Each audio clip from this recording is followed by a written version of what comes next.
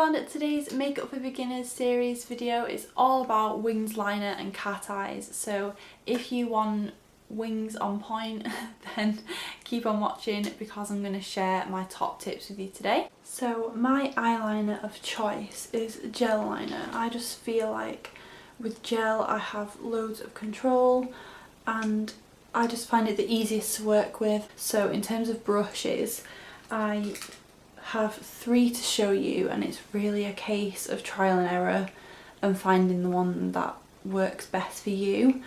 I actually favour the brush that comes with the gel liners. So most gel liners come with a brush that will look like this, and it's like a flat, round edged synthetic brush. I just find this really firm and really easy to work with. It doesn't move around loads, which is what you want with an eyeliner brush. You want it to be kind of short and stubby and easy to control. I also really like angled brushes. I usually use these on other people. The brush does all the work for you. You just have to kind of lay it flat at the right angle and then draw the line.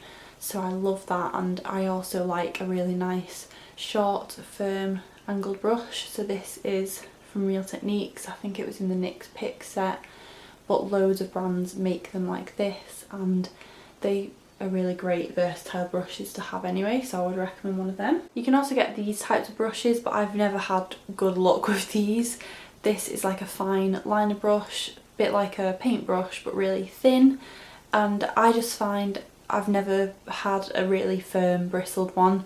They tend to move around a lot for me, but loads of people use these types of brushes, and it's probably me not buying the right brand, so let me know if you have any good fine liner brush recommendations. I always like to take it on the back of my hand with gel liner just because it can dry out a little bit in the pot, and I find if you kind of work it in a bit and warm it up in your hand, then it goes on much easier. You also have loads of control over the amount of product you use. Just like with most makeup products, you don't want to go in slapping a load on at once. You definitely want to build it. So my absolute top tip when you're applying it is to keep your eyes open. It's so much easier to get your eyes even if you keep your eyes open. And I tend to look straight ahead into a mirror, so I have a mirror off camera here straight in front of me so I can see. So I have a small amount on the brush. I've just brushed off a lot of the excess just so there's only a tiny bit on, and just use really small kind of sweeping motions to start my line. So with the start, you just want to make it as thin as possible to start. You can always go back in and thicken it, but it's really difficult when it goes too thick and then it's almost ruined or it takes a long time to fix.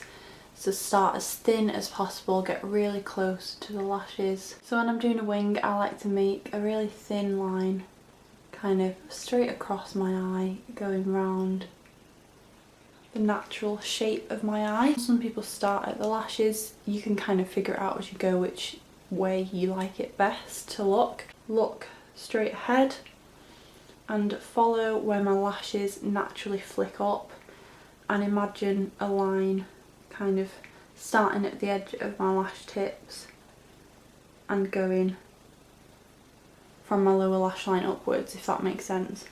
So keeping my eyes open, I'm going to make a really small kind of dot there, and that's where I want my wing to stop. And then I like to draw a straight line from the corner. Really look back once you're happy with where that angle is going to go. You can go in and connect.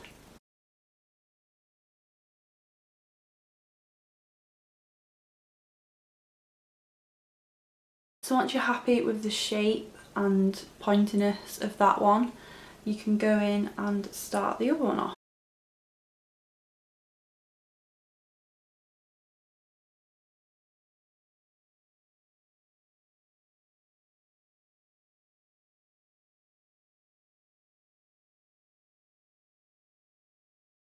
And at this point when you're checking them, you want to be checking both sides together, so this is why it's good to look straight ahead in a mirror. Naturally, eyes are usually asymmetric, so you can't get them perfect, like it's just almost impossible, but you can try your best and just look straight ahead in the mirror. Another thing I like to do is cover one eye and then cover the other eye, and then you can really see the difference between them then. This eye is slightly thicker on the inner corner, so I'm just going to go back in and put a little bit more on. So now I'm happy with my wings. I like to go back in, and if I want to do any thickening, I'll do it at this point. So I'm just going to thicken the line across.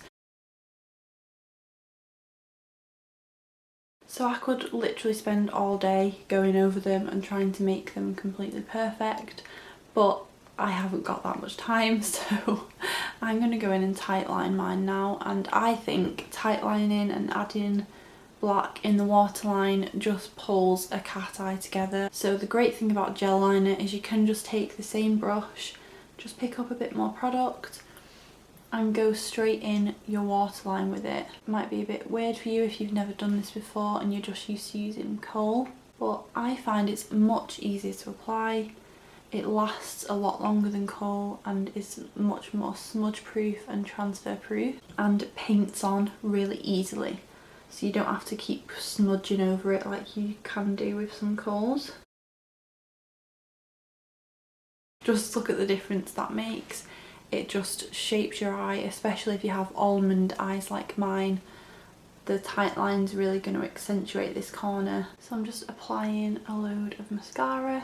I like to really add lots of mascara with a cat eye look. Make sure it's a good lengthening mascara as well, because you want your lashes to surpass the line so you can actually see them.